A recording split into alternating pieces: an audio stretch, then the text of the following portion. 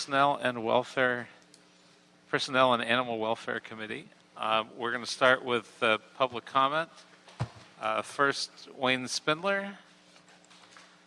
Not seeing him here. Herman. What's the time limit, sir? 1 minute. And let's start that time now. Test, test. I'm a little pink pig. No, I'm a little pink bear. Bears like to live in zoos, and bears like to be free from being captive. I'm no longer a 422 APC because Mr. Hugo Rossiter, Roissetter, that bastard put Wayne Spindler and I in jail one time because he doesn't like animals. Yeah, we participate like animals only because people fuck with us when we're trying to participate in public meetings. So we have to use intensifiers to make people hear the point of argument and rebuttal in our defense, the same way Prosecutor Rossiter, the jackass prosecutor who does business under a false business because he didn't register in Beverly Hills. Stop prosecuting people for public speaking and advocacy. My First Amendment 42, USC 1983.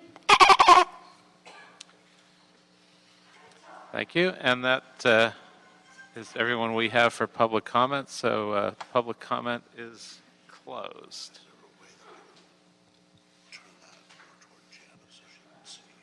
And items number 3 through 8. Give me 1 second.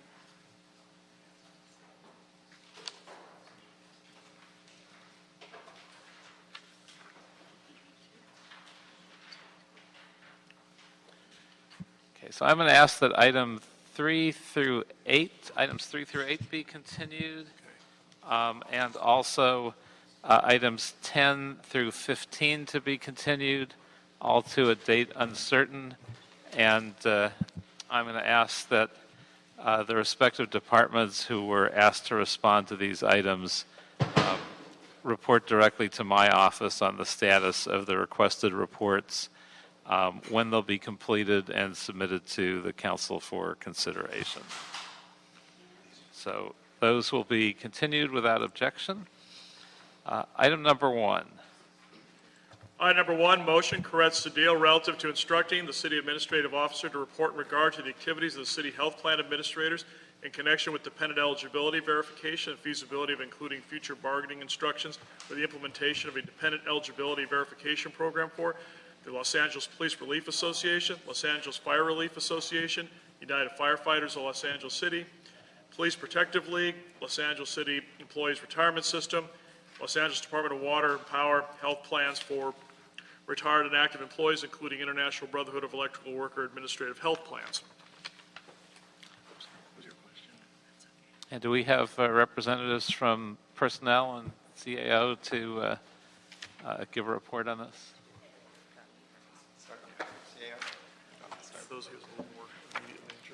Jody Oxheimer with the CAO. We're requesting 45 days to respond to the motion so that we have time to gather information from all of these organizations. Anything further on that?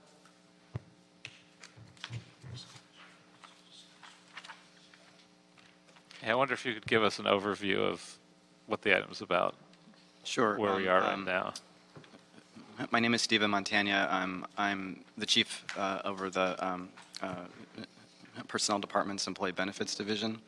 Some of the information I had prepared for this meeting was to recap some of the results of the dependent eligibility verification audit that we conducted for the civilian population. If you're interested in that, I can go over that. That would be great. Yeah. And then also give you some information, recommendations as to what might be considered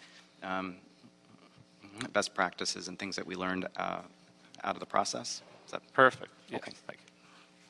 So first, this audit was a joint effort of the Personnel Department and the Joint Labor Management Benefits Committee. The goal of the program was to ensure that only eligible dependents would be covered by city employees under their health plans. The program was first approved by City Council in 2012, but the audit was not conducted until we got to 2014. Essentially what the program did was it required all of our 15,000 members of the Flex Benefits program who had dependents on their health plan to provide documentation of coverage regardless of whether they may have already provided that information in the past. And so that involved approximately 35,000 dependents. As a result Excuse me, I want to note that we're hearing meows from Mr. Herman. If we hear that again in the audience, we'll ask that you depart. I can't help it if you intentionally have a machine that makes those, that doesn't get you off the hook. So a second time and we will remove you, so please turn that off. Please continue. Okay. So out of the 35,000, there were approximately 2,400 individuals that were removed as a result of conducting the verification audit. At the time, for fiscal year 14-15, we projected the savings to be approximately $5 million. The costs of conducting the program were $340,000. So for, relative to the savings that we achieved, that was a pretty minimal investment. In terms of the best practices for conducting the audit, we would note the following. So one of the first things that we did was we came to City Council to request authorization for a waiver, which means that for those employees who had been covering ineligible dependents for some time, the waiver meant that those employees would not have to retroactively pay for coverage for those individuals. This is something that is regarded as sort of one of the best practices when doing an audit of this type. It helps to encourage people to come forward to remove ineligible dependents, and there's a lot of administrative burden that can go along with trying to collect retroactive payments. Number two, in terms of communications, we really did a very, very comprehensive effort to reach out to individuals. The efforts that we made to reach out that included direct mailings to people's homes. We did webinars. We worked very closely with the labor organizations to make sure that we were able to do outreach and reach individuals in every way possible. And what came out of that was actually a 96% response rate, meaning that 96% of our members did respond in some way. Either they were able to provide the information that we were requesting, or they contacted us to take individuals off of their plan. But we would not have been as successful in this had we not really made this a very combined effort and had those multiple touch points in terms of reaching out to members.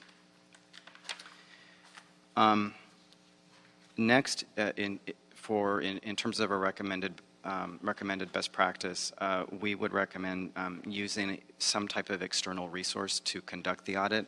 So we actually used a special unit that was affiliated with a third-party administrator that we use for the Flex program, and part of it is simply because of the volume involved. So it's a tremendous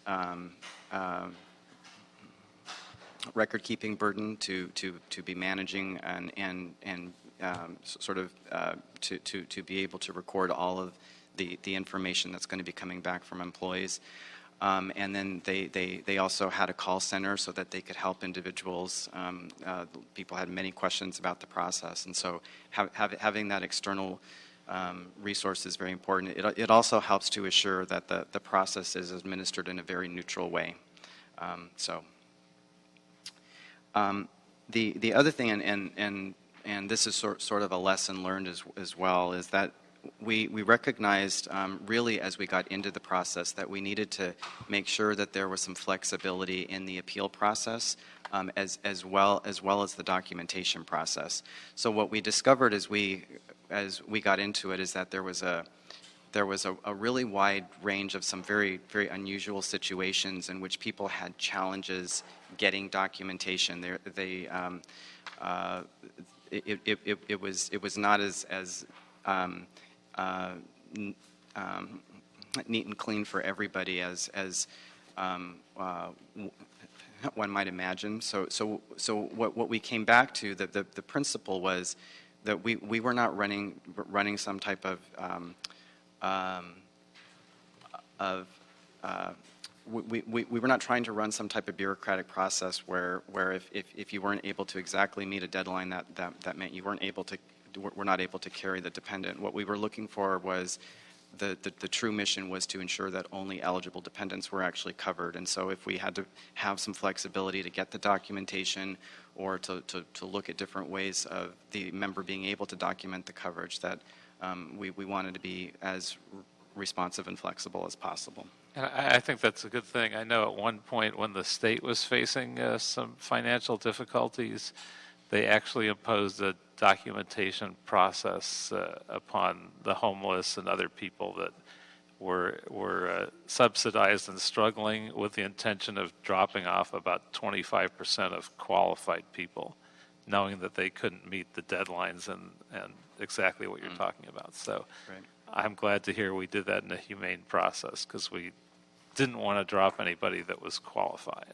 Right. And and actually as an example of that, so initially there were 3,200 people that were removed from the member coverage, but actually 800 of those individuals were added back on as we went through the process. And so all of those at the end, all those individuals provided us with the appropriate verification that they were valid dependents. Very good. And then the last recommendation I would note really is sort of what you do afterwards, rather than sort of treating this process as a one-off. What we've done, and it's really helped to raise our consciousness as well, is we try very hard to make sure that people have the right information and know what their responsibilities are at the time of enrollment, because that's when that's the best point to let them know. That if there are changes, that they have certain obligations to let us know to take individuals off of their plan when they're no longer eligible. We've also made some changes internally with some of the administrative processes so that we can validate as we move through the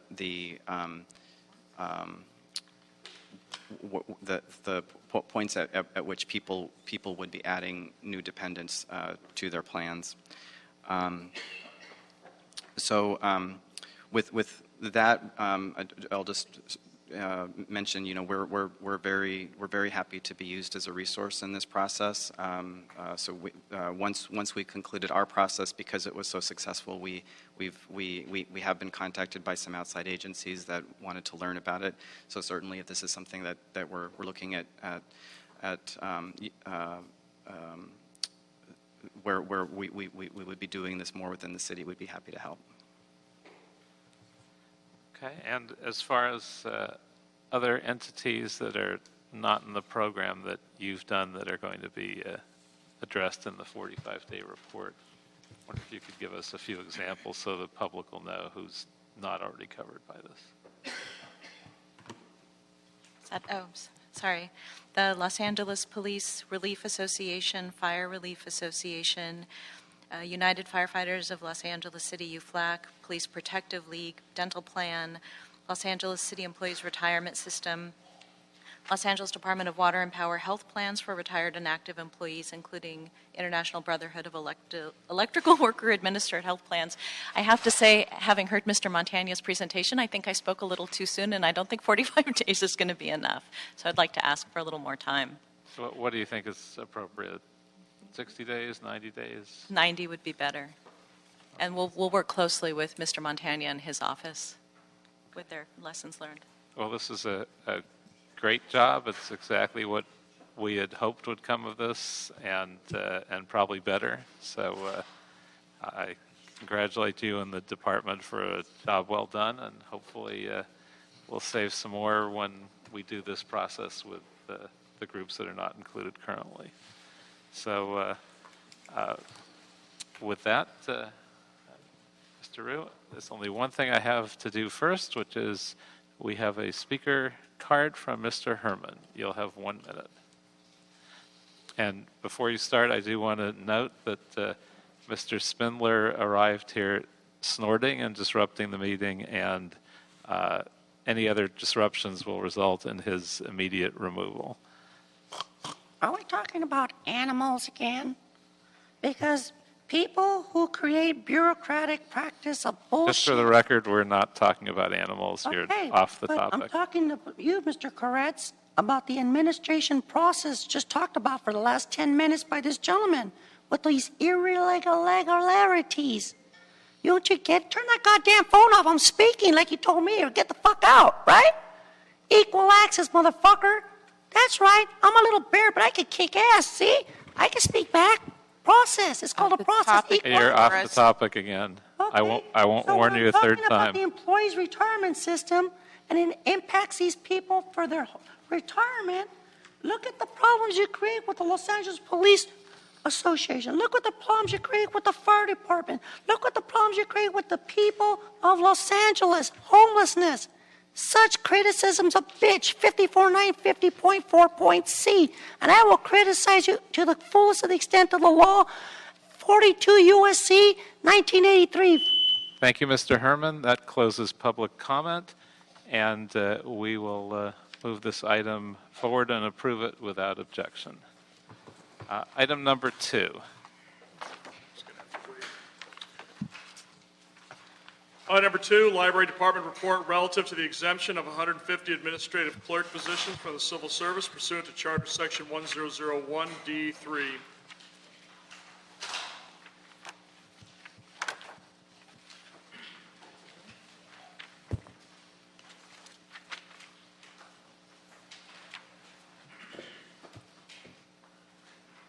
Good morning. Welcome. Mike Balakowitz, Personnel Director, Library Department. And I'm Cheryl Collins, Director of Branches. So the item you have before this morning is a request from the department to exempt 150 administrative clerk positions from charter under Charter Section 1001D3. The library department has experienced difficulty filling our part-time as needed administrative clerks through the civil service system, and it's because the candidates on the eligible list are already working for the city in some capacity, and they're really looking for full-time work. Additionally, when we have appointed to part-time intermittent status, the candidate's name remains on the eligible list and available for full-time employment, and we've experienced a loss in our part-time as needed folks getting picked up in either the library department or other city departments full-time several months later. So we've invested a lot of time trying to get them on, get them trained, put them to work, only to lose them, 3-6 months down the road. We also have difficulty in attracting and retaining part-time admin clerks due to our work schedules, which include evenings and weekends. So we really believe that exempting these positions from civil service will give us the flexibility to meet our as-needed staffing needs, and will supplement our existing full-time admin clerk staff. I may be a little bit cynical, but I know we have seen other departments that had a need for full-time people that hired part-time people so that they could avoid paying benefits.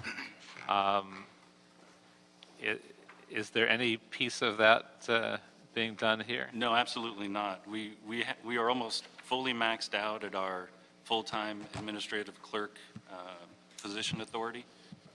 For the current budget year, we're authorized 322 admin clerk positions, and as of early July, we were at 319. And we have hired some additional folks since that time.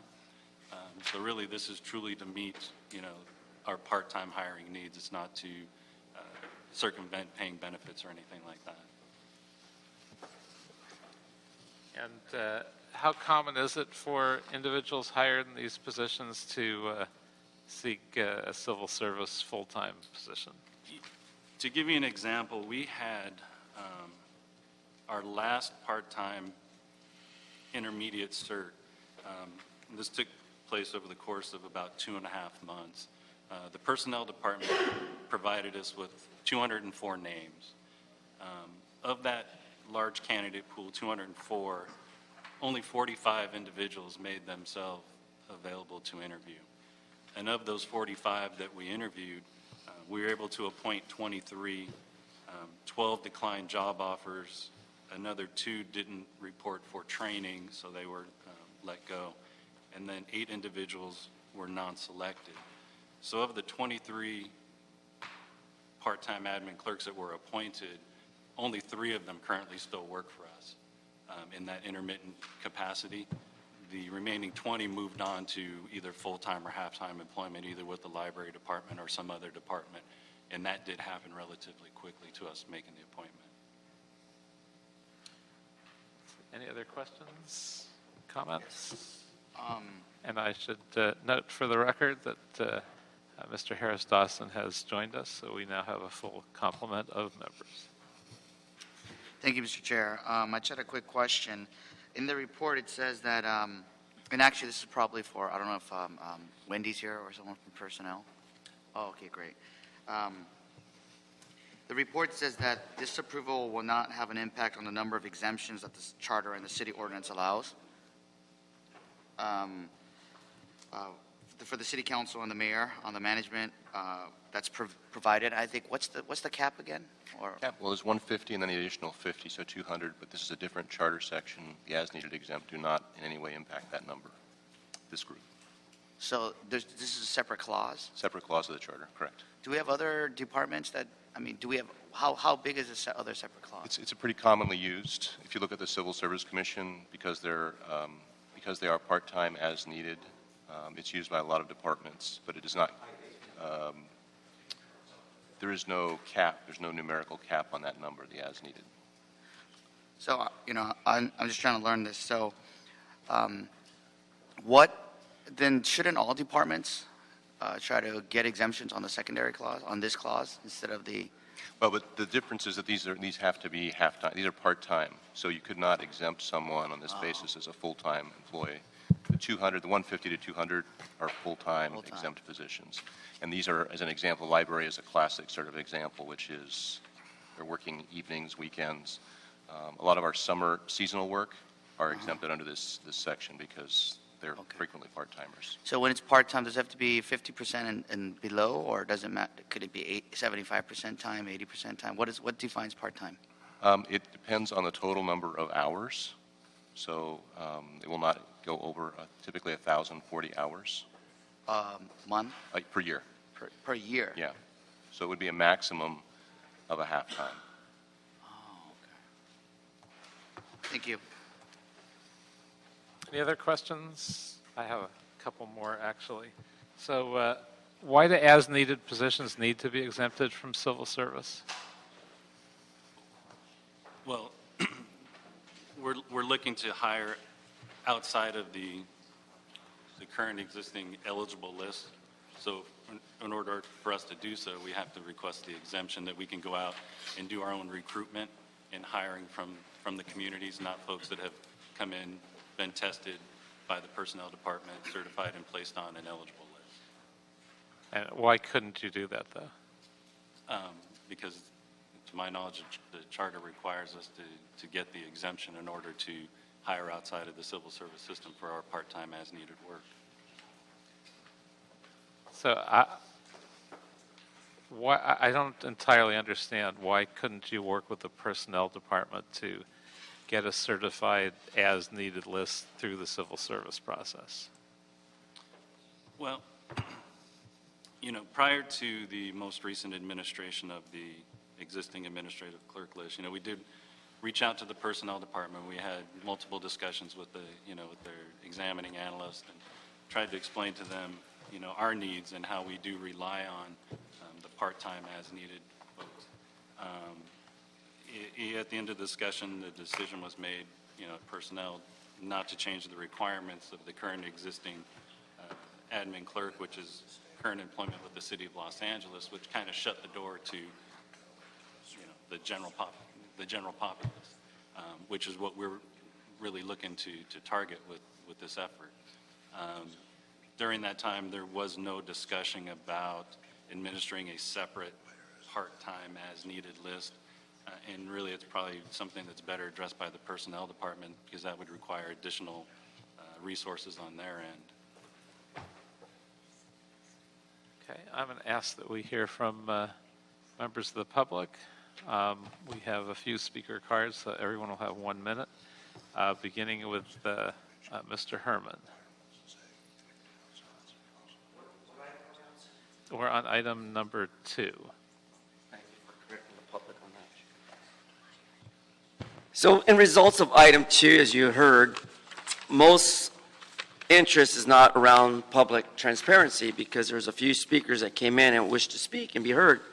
But due to the library department report relative exemption of this administrative clerk classification, I find a discrepancy. Why was there no dollar amount put on the application?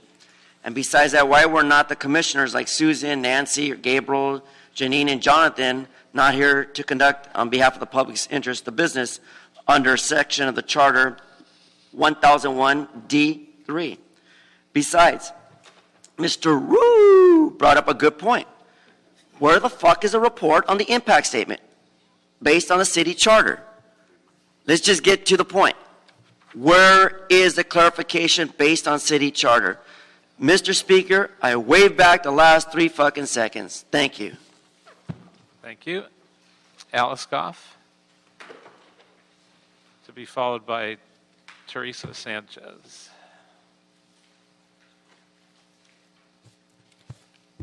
Good morning. Alice Goff, President of AFSCME Local 3090. We represent the clerical and support services employees, and we've worked with the department.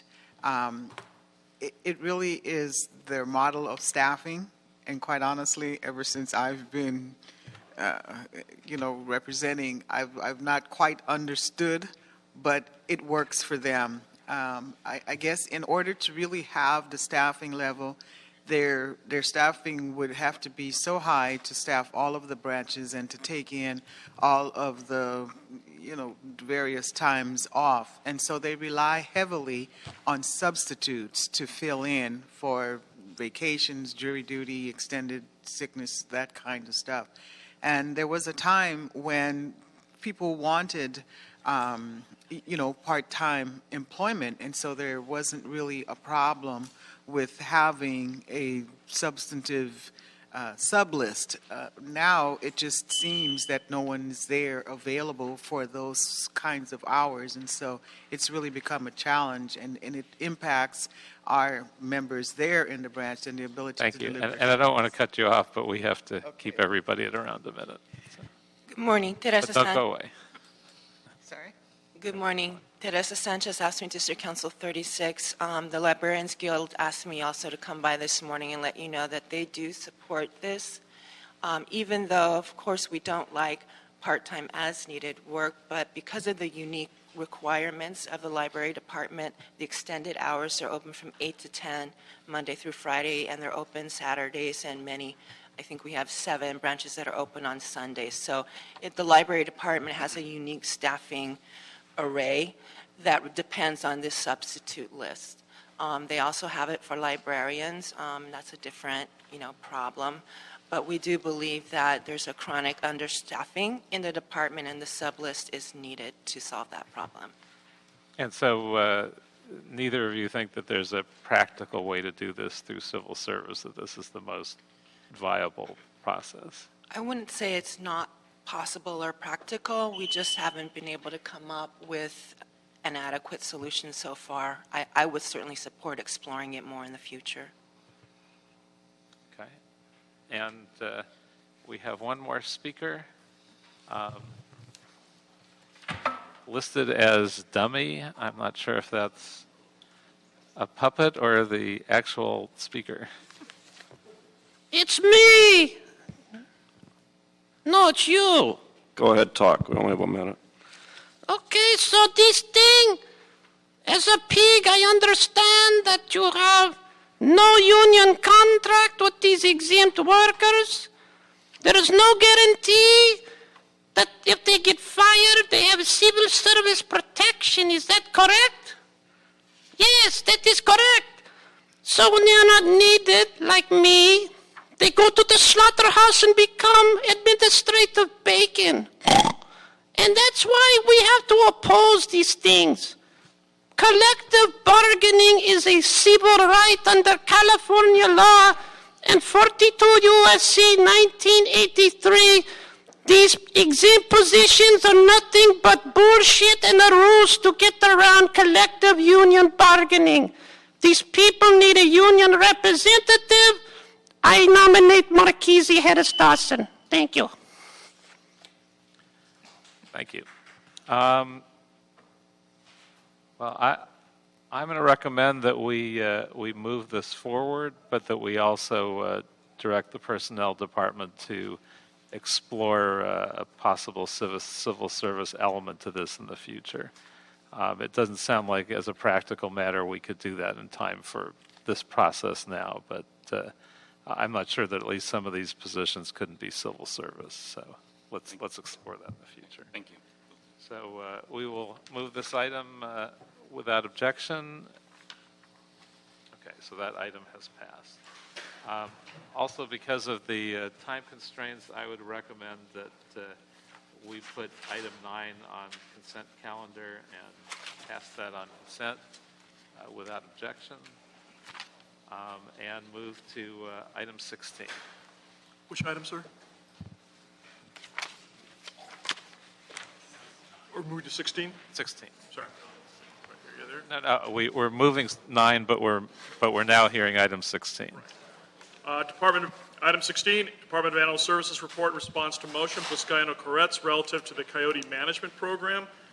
Additionally, we have earned receipt of a second report dated August 2nd, 2016, that was submitted subsequent to the release of the agenda.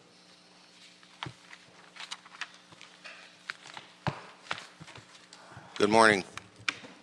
Derek Brown, Assistant General Manager of Operations. Also with me is Mark Salazar, our Director of Field Operations. On June 29th, staff reported regarding the wildlife program currently in place, along with program improvement recommendations. To briefly recap, the Department's wildlife program information is widely available on the Internet. Our website has informational brochures and contact information that focuses on coyote management information and education. The information is current, consistent with California Fish and Wildlife recommendations, who are the experts on wildlife that we collaborate with. At the core of the Department's program, and I think what really sets us apart, is the fact that we have a dedicated wildlife officer. This officer is a professional who makes site visits, assessments, education, and assists residents directly. We have found that most agencies do not have a dedicated wildlife officer. Officer Din, who you met previously, is a real asset to the department. He has a degree in animal science and a real passion for educating the community about wildlife. Another unique resource is the department's SMART, Specialized Mobile Animal Rescue Team, which can be deployed to help capture sick and injured coyotes in the community. LA Animal Services Wildlife Officer, along with California Department of Fish and Wildlife and the National Park Services, responds to community calls and provides personal service and information to many area residents, such as not leaving food outdoors for their pets. This has the effect of inviting the coyotes to look for food in the neighborhoods. often trash, and food is left available on the ground in community parks and parking lots, which has the same effect. When the Animal Care Center receives a call for a coyote acting aggressively towards a person or an animal, the call is treated like any other dangerous animal call. It's a priority 2 out of 19 on our list. An ACO is dispatched immediately. And what's important to note there is that all of our officers receive training on wildlife and are equipped to respond to emergency wildlife calls. The officer logs the activity and responds accordingly. When coyotes are simply observed, we refer them to the website or to our 24-hour wildlife hotline. Recommendations and improvements. The department strongly believes that the best approach to responsible coyote management or control is ongoing education on how to coexist with indigenous wildlife. With this in mind, the department is currently working on the following complements to our current program. Press release. The department's public information officer will work with the wildlife officer and IT to produce a monthly press release with current and seasonal wildlife updates and educational information. This information will be available on the website. Website information. Management is working with IT to improve the wildlife program information, formatting, layout to be more user-friendly and ultimately interactive. The department will improve the website and the information and clearly identify on the website, on the web page, this information. PIO will work with IT to develop a visible button on the main page so that it will take users directly to the coyote information tabs. Enforcement. Animal control officers are empowered to use the administrative citation enforcement program to issue citations to persons who feed wildlife within the city. These citations start at $100 per violation and can increase to $1,000 per violation per day. These citations are non-curable, and the person caught feeding wildlife will receive a bill for each violation. The department will continue to press its educational campaign along with citing persons who intentionally contribute to feeding coyotes. The department would also recommend that other city departments, which include LAPD and park rangers, should have the authority to issue these citations. The more eyes on the problem and increased awareness would help to limit the opportunity of prospecting violators. Resources. The department collaborated with California Department of Fish and Wildlife and helped introduce Wildlife Watch. The plan is very similar to the style and techniques used in neighborhood watch programs nationally. It involves the community to be additional eyes and ears and provide them hands-on skills for identifying and addressing wildlife conflicts. This program really requires an active participation of the community, as does any wildlife management program, and I think that really is important to stress. It provides a direct working relationship with all of the departments involved. The program better prepares residents with realistic expectations and training. It builds community and trust while we all work towards developing a more informed community with regard to wildlife do's and don'ts. It will help to stop attracting wildlife, which is the key. Fundamentally, the issue is wildlife are attracted into the neighborhoods, and we have to minimize that attraction and focus on the reasons that they're coming into the residence. This is one of the community and agency-based support programs designed to educate and raise awareness of local neighborhoods. The department is also in discussion with National Wildlife Federation to develop a team effort to provide community volunteer support in neighborhoods with literature, meetings, special events focused around wildlife. The department's ACO assigned to wildlife has been sharing the spotlight with the National Park Services at community meetings, addressing public concerns about wildlife and coyotes. The National Park Service has a 15-minute PowerPoint presentation, which they bring to the community meetings and is very helpful in educating the public. They also have an ecologist on staff who is conducting studies on urban wildlife and sharing new information on a regular basis with our wildlife officer. Recently, the National Park Service invited our wildlife ACO to attend a special stomach content study, which demonstrated that the urban coyotes they studied had a majority of man-made processed foods in their systems. The department ACO assigned to wildlife continues to be involved and informed of research and data which he shares with the public. This helps the community to be better informed. As far as outreach, the ACO assigned to wildlife attends community meetings and events on a regular basis. He will also plan special community meetings upon request or when a high level of concern exists in a neighborhood. The department is planning to schedule regular monthly community meetings rotating through each of our 6 locations so that the public in all areas of the city has regular opportunities to come meet staff, be informed, and allowed to ask specific questions. The meeting dates and locations will be uploaded to the department's website accordingly. Staffing recommendation. Wildlife program operates without clerical support, relying on one wildlife officer to answer phones, respond to emails, and mail out educational information. And between 15 and 20 calls are received on the wildlife phone daily. With clerical support, the officer would be freed up to respond to more field calls, conduct more community outreach, and neighborhood patrols. The department may also consider adding a second ACO to the wildlife program once staffing levels increase to assist with the volume of service calls and meetings. During the 2015-16 budget cycle, the department was given authorization to hire 32 officers filling 8 vacancies, 12 new positions, and 12 unfunded authorities. This year, we were given the same 32 for 2016 and 17, with the 12 unfunded from last year being funded. Volunteer recommendations.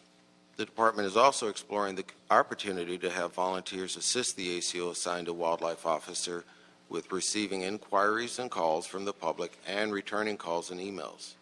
The department finds the community helping community and playing an active role is the best way to help spread the word about city services and relaying information. The department also recommends that the city purchase wildlife-proof trash containers for parks and public areas where coyotes frequent. National Park Services advised the department that although this would help, the larger concern is food or trash left on the ground and in places like parking lots.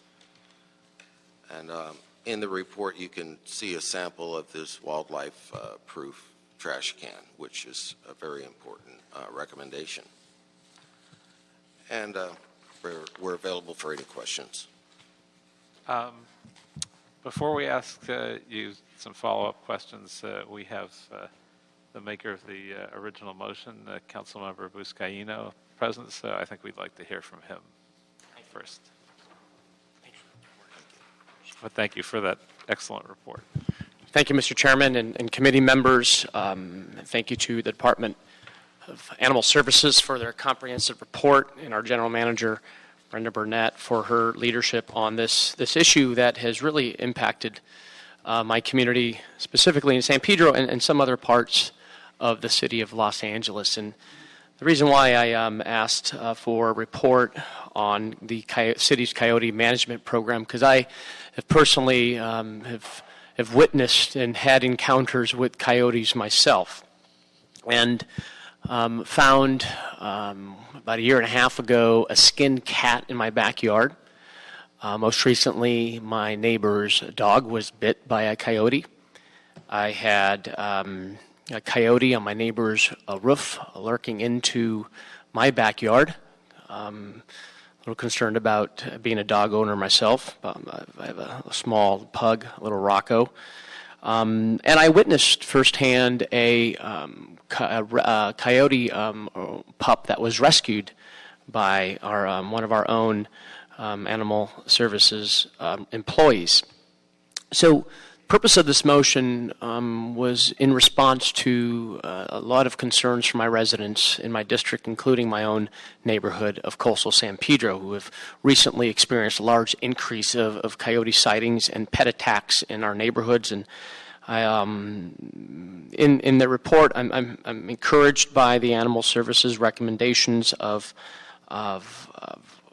seeking more enforcement and also working in collaboration, stepping up a better communication collaboration with the National Wildlife Federation.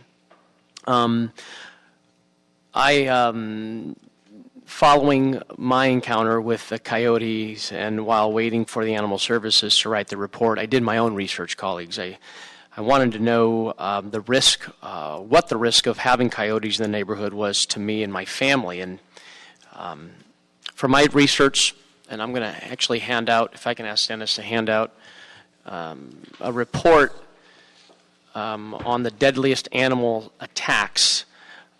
This annual report that has caused human fatalities in the United States from 2001 to 2013. And I discovered that in the United States, you're more likely to be killed by a mountain lion than a coyote. Coyotes have killed one person in the last 30 years, that's 3 decades, whereas dog attacks and bites in the U.S. send an average of over 1,000 people to the hospital every day, and dogs kill an average of 28 people a year. In fact, I learned that I should be more fearful of numerous other animals that my children were more likely to be killed, including spiders, alligators, and cows. So while I was not comfortable during my encounter with the coyote, statistically speaking, I know that that it should be more afraid of millipedes and centipedes than coyotes. That being said, I also know that there are missing pets in our neighborhoods, and residents have seen their beloved pets killed by coyotes, and for someone who owns a dog, this is truly heartbreaking. Many people consider their pets like their family members. And so I want to make sure that we do everything possible and practical to minimize any loss of pets in Los Angeles and prevent coyotes from losing their fear of humans. And in assessing which improvements can be made to the current coyote management program, I'd like to encourage the department to solicit opinions from a wider spectrum of experts in the field of urban coyote management. And as humans continue to encroach on coyote habitat and as coyotes adapt to humans, this problem will only increase. And being the second largest city in the country, Los Angeles has set a standard in collecting data on coyotes in our city and reaching out to the foremost experts to help us comprehensively deal with this issue now and in the future. And part of the report that was just presented included how we use volunteers to address this issue. I'm really proud of some of our constituents in the San Pedro area, some of our neighborhood council leaders. In fact, a Google Doc was just launched in San Pedro on identifying and documenting coyote sightings. So I want to acknowledge the work that's being done by our neighbors in the San Pedro area. Colleagues, perception is reality, and a lot of San Pedro residents feel that there's been an invasion of coyotes in their neighborhoods, and they fear for their pets, even more so with the use of social media, with a quick photo and a tag, and a number of coyote groups have been formed on Facebook. In fact, where this is being broadcast live on our Facebook Live page, and I know a lot of those folks who are concerned are following this committee meeting today.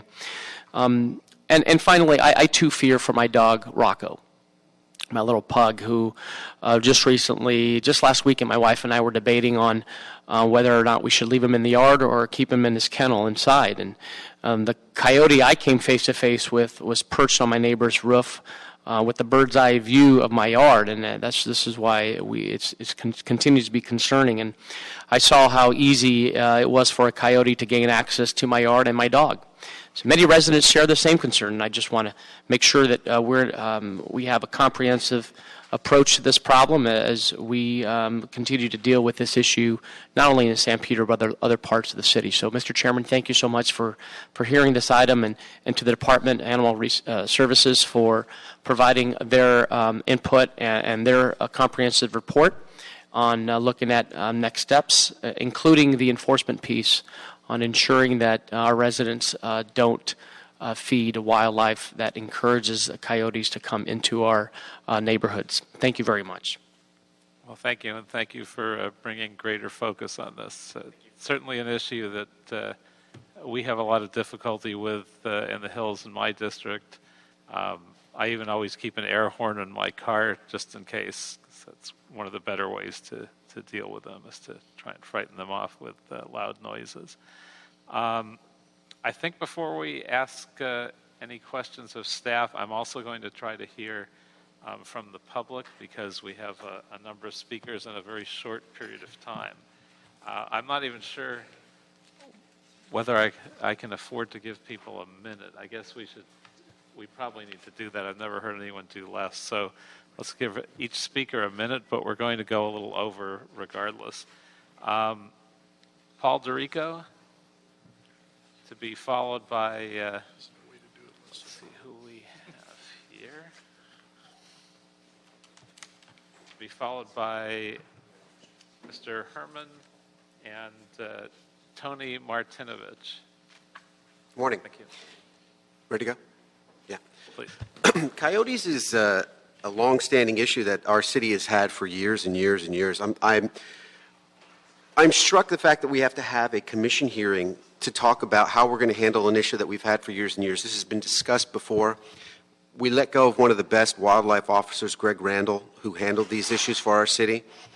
And listening to the report, look at the citations on the report from the LA Animal Services. There's a couple hundred for the whole year. We're not going to get the enforcement we need. We have $30,000 still sitting in a fund for the Reserve Animal Control Officer program, still not being used. So to say we're going to bring in volunteers, that has not been successful. And if we're going to create a world-class shelter, we need to make sure that our operations are functioning proactively. This is not something that should have been brought to a committee. This is an ongoing issue for our city. So the department should be actively out in the community through neighborhood councils. We've heard about this before. So I ask again that we work on proactivity for a world-class shelter. Thank you. Mr. Herman? So you heard the crying story of Joe Busquiano. Oh, I'm worried about my dog. Well, you know what? Coyotes have a purpose in our community. They have a purpose. Otherwise, God would never have put these poor little animals into our community. We invade the species. We're the dominating species here. We kill animals. We're the top dog. Woo! Woo! And when the top dog steps out into your yard and decides to chew down on your little animal,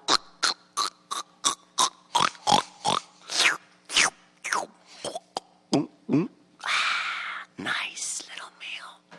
See, I don't have an animal because when you kicked my ass out of my home for 15 years, I had to abandon my animals, and they died because of the TRO. So that's fucked up. I left them to die for the coyotes and for other people who kill them because they don't like animals.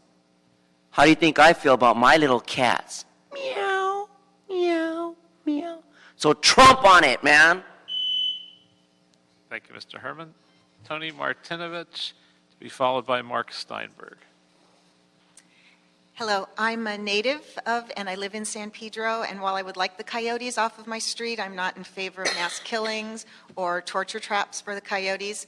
But our streets are not a supermarket or a Vegas buffet. We're going to run out of small animals for food pretty soon. And I would like us to look beyond what we're looking at on the day-to-day basis right now and think ahead. What's going to happen is they become more desperate for food as they continue to breed unchecked. If they can't be relocated, which I understand doesn't work, could I suggest the possibility of looking into possible sterilization of maybe a small percent or something to keep the numbers down? I'm just very concerned what's going to happen as they adapt and as they begin to like our areas. I don't think they're just going to pick up their bags and move on. I think they're going to think of other ways and other food sources. Thank you. Thank you. Mr. Steinberg. Gentlemen, I've sent to your offices, provided you this morning, as well as to the office of Councilman Buscaino, a proposed amendment to this motion. I was pleased to hear the councilman actually repeat a phrase that was in my proposed amendment. The purpose of the amendment is to formalize the fact that the department will be instructed to consult with experts about the matter of urban coyotes. I would like to add, by the way, very quickly, because the time is short, that the report that was read to you, as far as I can tell, was not placed online prior to this meeting. I can't find it. And to that extent, should that be the case, I believe this meeting should not be concluded with a vote, but we should, the public, have an opportunity to review that document. In any event, I cannot see a reason not to urge the department in a formal manner to consult with experts, to detail what those experts have said, and to respond to what those experts say. Thank you very much. Thank you. And we received your motion. I don't think we're going to add the specific names of people to consult to this motion, but we will encourage the department to consult with the people that you suggested. Sir, and I want to emphasize, I'm talking about a diverse group. And we can't do the back and That's forth. fine. Thank you. Randy Falic? Good morning. My name is Randy Filish, and I am the volunteer Southern California representative for Project Coyote. When I testified before you last month, I expressed our support for the city's proposal to adopt a proactive coyote coexistent plan that emphasizes public education and safety and effective behavior modifications with people to reduce conflicts between people, pets, and coyotes. Hearing the new proposed plan, we absolutely support Brenda Barnett's direction and the new plan that is being proposed. I want to thank Councilman Buscaino for acknowledging the statistics that he did today, that you are more likely to get injured by dog bites and alligator attacks than you are by coyotes. We support the Wildlife Neighborhood Watch Program, and I will say now that I attended neighborhood council meetings in which Mr. Steinberg was at, and he refused to participate in the Wildlife Watch Program. And that is an excellent program because if you see something, say something. If you see a coyote in your neighborhood, say something. And I hate to do this, but I have to Okay, thank cut you. you off, but thank you. And the last speaker is Mr. Spindler.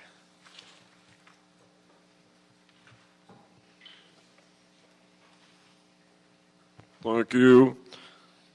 Go ahead, Peg. As an animal, I have seen the coyote. The coyote serves a nature's purpose. The coyote feeds in the wild. And by the way, the very pretty lady has a car too. Now, we must give thanks to the coyote. The coyote signals first before he feeds. He goes, woo, woo, woo, and that means get the fuck away. Feeding time. That is nature's dinner call. So all you have to do is simply when you see a coyote, get the fuck away from it. And puppies need to just understand some will be fed. Save my brothers, the coyotes. Well, actually, I'm not exactly sure what to do from here because I have a few questions. I know other members have a few questions.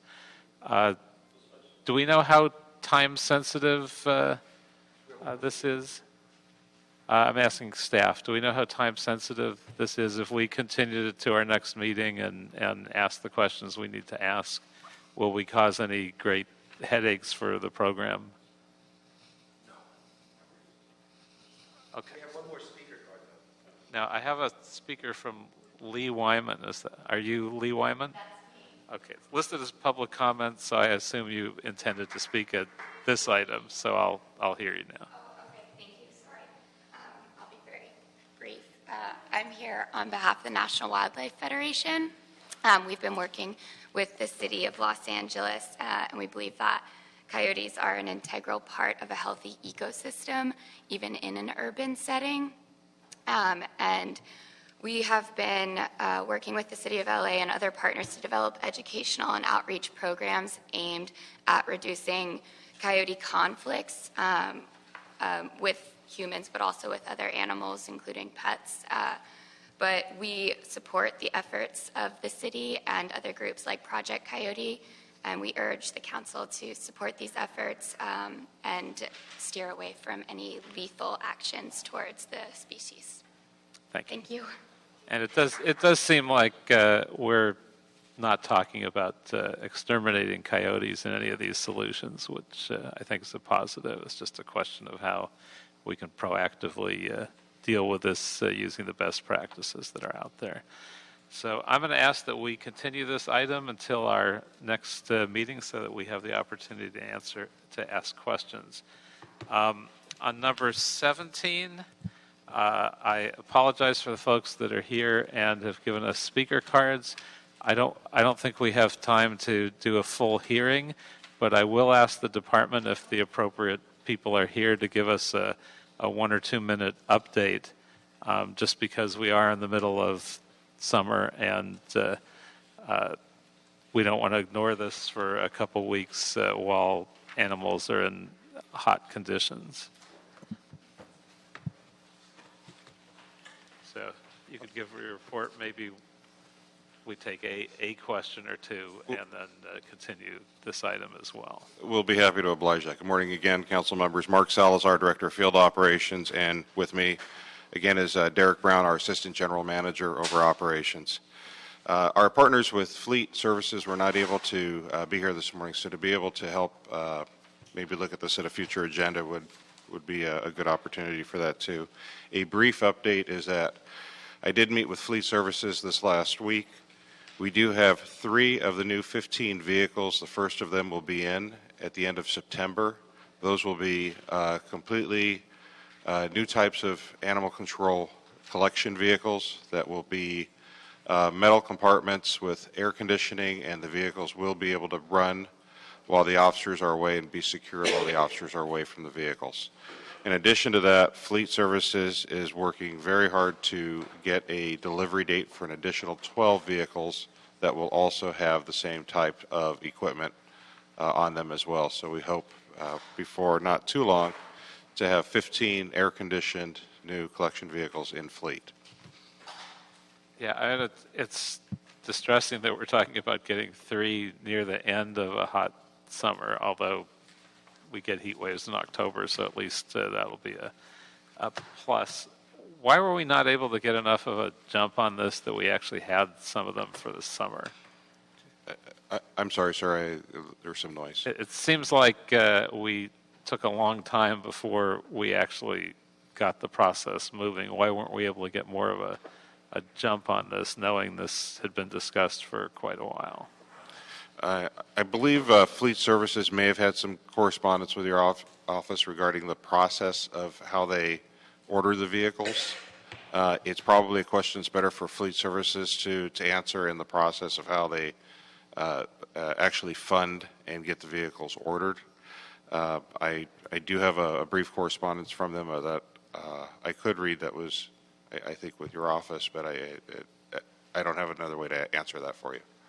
Okay, I think we'll continue this item and we'll ask that they be present to answer questions as well. And I apologize to the speakers, but we are out of time, and so we will continue item 17, and public comment is closed, long closed, and we are adjourned.